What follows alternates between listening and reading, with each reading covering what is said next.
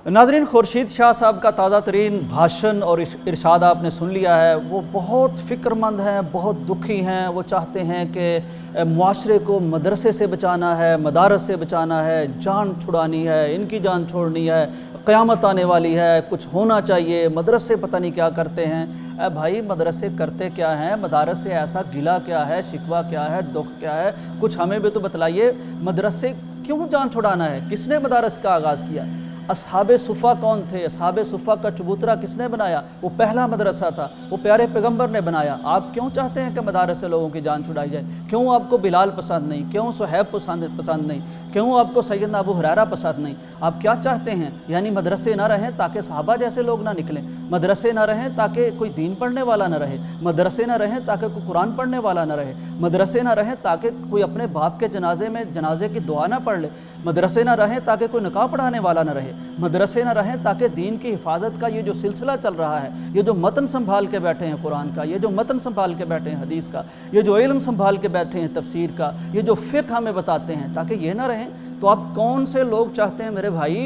आप वो वज़ीर चाहते हैं जो सूरह फातिहा ना पढ़ सकें? आप वो वज़ीर चाहते हैं जो सूरह कौसर ना पढ़ सकें? आप वो वज़ीर चाहते हैं जो सूरह कुल हुवल्लाह और सूरह इखलास ना पढ़ सकें? ये कैसी अक्ल है, ये कैसी दानिश है? और ये मुल्क किस लिए बना था भाई? अगर मदरसे नहीं चाहिए तो क्या चाहिए क्या आपको? ये देख रहे हैं आप जो माशरे में हो रहा है, ये अखलाक है इनके। एक दूसरे को तलाक होने के बाद जो सिलसिले जारी हैं, जो वीडियोस चल रही हैं, आप ऐसा माशरा चाहते हैं? आप जंगल का कानून चाहते हैं? ये मदारस करते क्या हैं? जनरल मुशर्रफ आपसे तो अक्लमंद थे। उन्होंने कहा दुनिया का सबसे बड़ा NGO ये एक नेटवर्क है। क्या करते हैं ये बेचारे?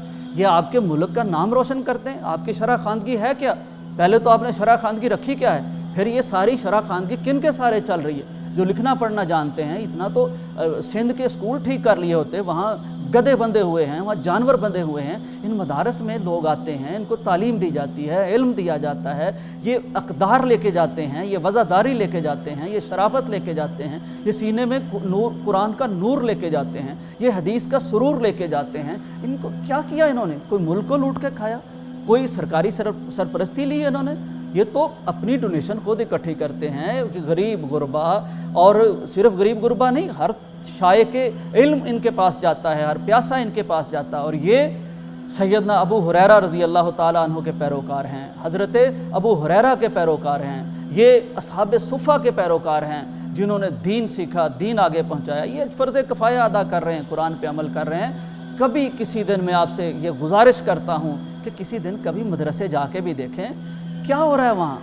वहाँ नूर है, वहाँ रोशनी है, वहाँ रानाई है, वहाँ ताजगी है, वहाँ मोहब्बत है, वहाँ एक बहार है, वहाँ फूल खिले हुए हैं। तो इस चमन को आप क्यों पसंद नहीं करते? क्यों आपको बदबू पसंद है? क्यों नफ़रत पसंद है? क्यों अदावत पसंद है? खुदा के लिए कभी बैठ के सोचिए, या कम से कम हमें समझा दीजिए इन मदारस का कसूर क्या है। शायद इनका कसूर ये है कि ये आज भी मदीने वाले से अपनी निस्बत रखते हैं, और आज भी इनका हीरो राजा दाहिर नहीं मोहम्मद बिन कासिम है।